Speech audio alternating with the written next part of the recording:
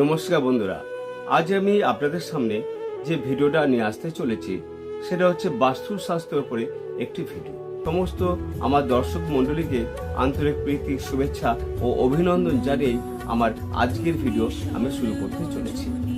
আশা করছি আমার এই বাস্তু টিপস আপনাদের ভালো লাগবে, আর যদি ভালো লাগে তাহলে লাইক, শেয়ার আর কমেন্টস অবশ্যই করবেন। আর হ্যাঁ, সাবস্ক্রাইব করতে ভুলবেন না, আর পাশে থাকা বেল আইকনটা অবশ্যই টিপে দেবেন।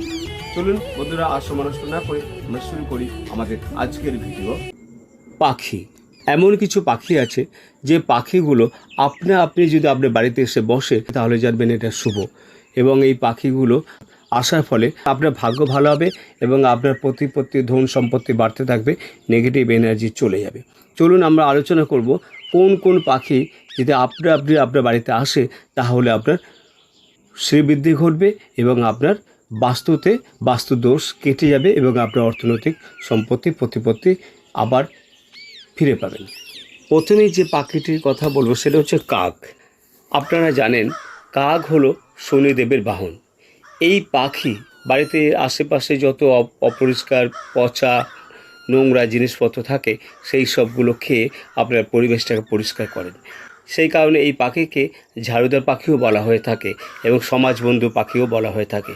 কিন্তু আপনি কি জানেন কাকের আর একটা পরিচয় আছে? এই কাক হলো শনিদেবের বাহন। সেই কারণে এই কাক যদি আপনার বাড়িতে যদি এসে বসে এবং আনাচে কানাচে আপনার বাস্তুতে যদি এসে বসে তাহলে আপনি জানবেন আপনার শ্রীবৃদ্ধি ঘটবে, অর্থ, মান, সম্মান, প্রতিপত্তি বাড়তে থাকবে। কিন্তু বন্ধুরা, এই কাক যদি আপনার বাড়িতে এসে বসে তাকে কখনোই তাড়িয়ে দেবেন না, পারলে কাকে কিছু খাবার দেবেন, তাহলে শনিদেব এতে সন্তুষ্ট হয় এবং শনি দশা থেকে অনেকটাই মুক্তি পাবেন। এরপর আমি যে পাখিটার কথা বলবো সেটা হচ্ছে চড়ুই পাখি। চড়ুই পাখিকে আমরা সবাই জানি, আমাদের পশ্চিমবঙ্গের চড়ুই পাখি প্রচুর আছে এবং এই পাখিটা গৃহস্থের বাড়িতে ঘুলঘুলিতে বেশি বসবাস করেন।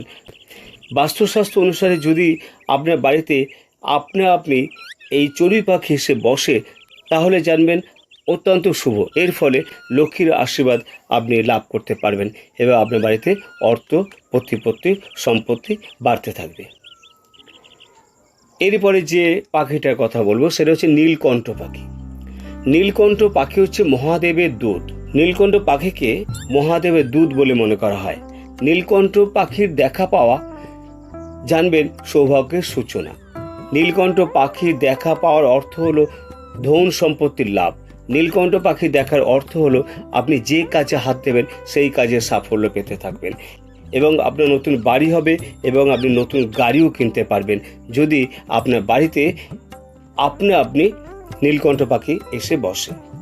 এরপরে আমি যে পাখিটার কথা বলবো সেটা হচ্ছে পেঁচা।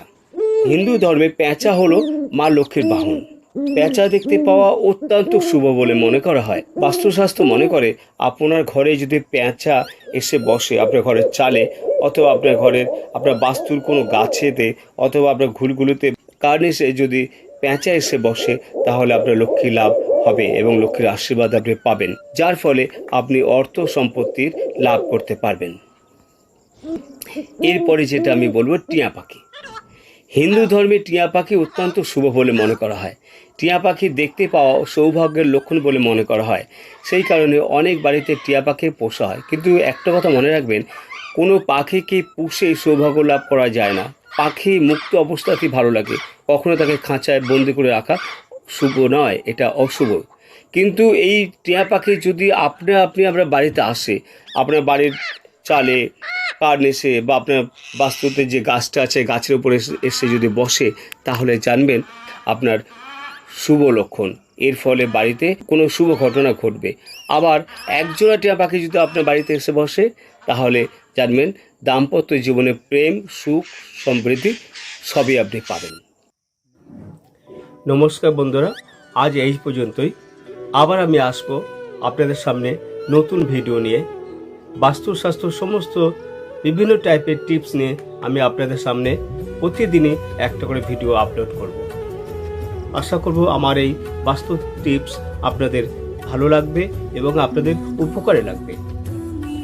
আর হ্যাঁ, আপনারা আমার এই নতুন চ্যানেলটিকে সাবস্ক্রাইব করবেন, লাইক, শেয়ার, কমেন্টস করবেন।